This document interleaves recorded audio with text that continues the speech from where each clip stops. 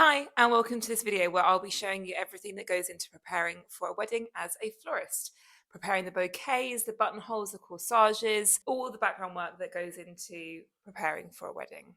So we are 6 days out from the wedding and I'm preparing for my order of flowers, which also means I need to clean my buckets. It's really important to keep your buckets clean to prevent your flowers from getting any diseases or going mouldy.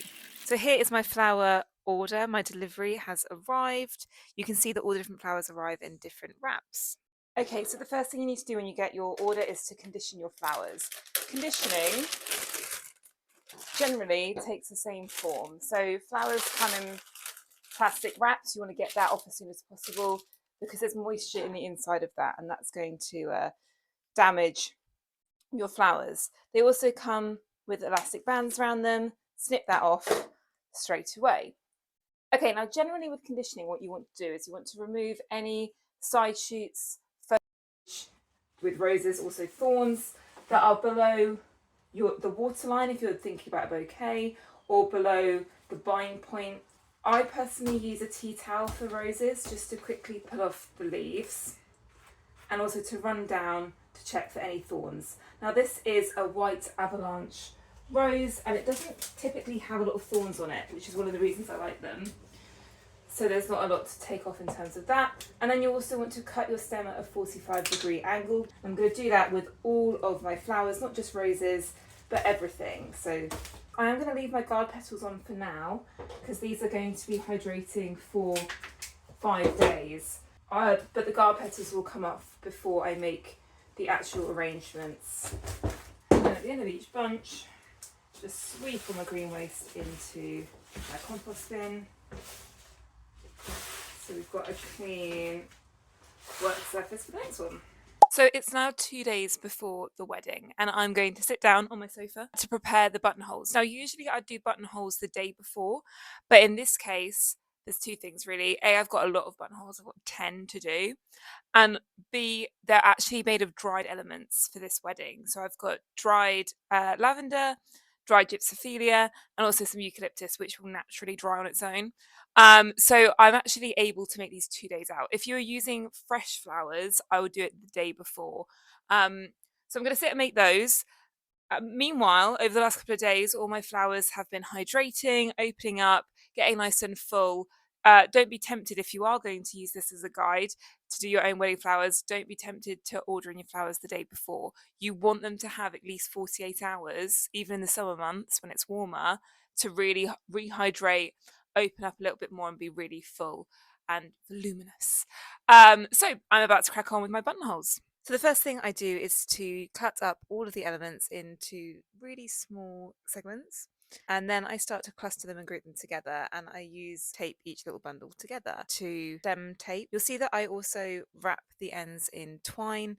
This wedding was quite rustic and wintry, so they requested twine as the final wrapping. And here they are with the twine around the end as well, all the dried buttonholes. Okay, so it is the day before the wedding and it's time to make the bridal bouquet. Let's go make it. Okay, so the first thing I do when I'm making any kind of bouquet is to lay out all of my ingredients. I've got my foliage on this side. I'm using this really fun type of pine that's got this lovely soft texture. A mixture of different eucalyptus types. There's so many different types of eucalyptus with different shapes. I've also got some eryngium. These particular ones came with lots of different side shoots, so I've broken some of them down so they're not too bulky in the bouquet.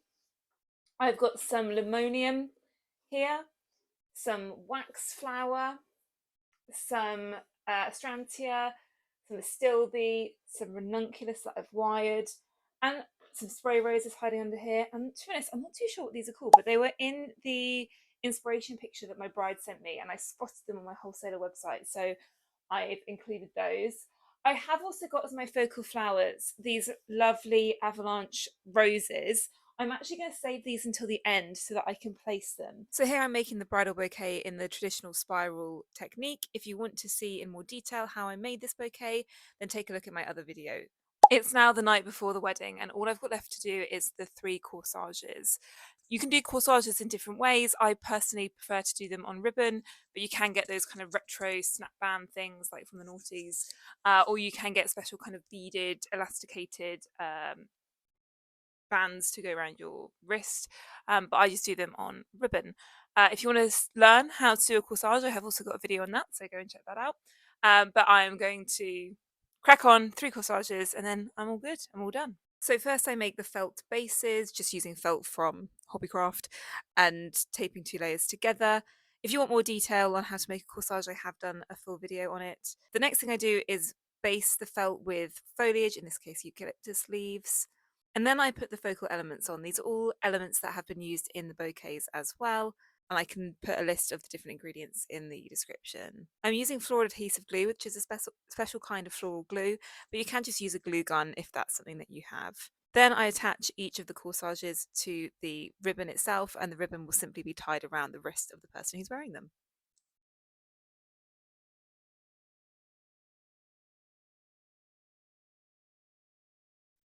And here they are being loaded into the presentation box, ready to be sent off to the bridal party. So I'm about to load up the car and take all my bits and pieces to the wedding. I'm really excited. I really hope the bride loves it, and to see the venue and everything will come together, and see her dress and things like that. It's really exciting to see how my part of the wedding kind of falls into place with everything else. So let's get the car loaded.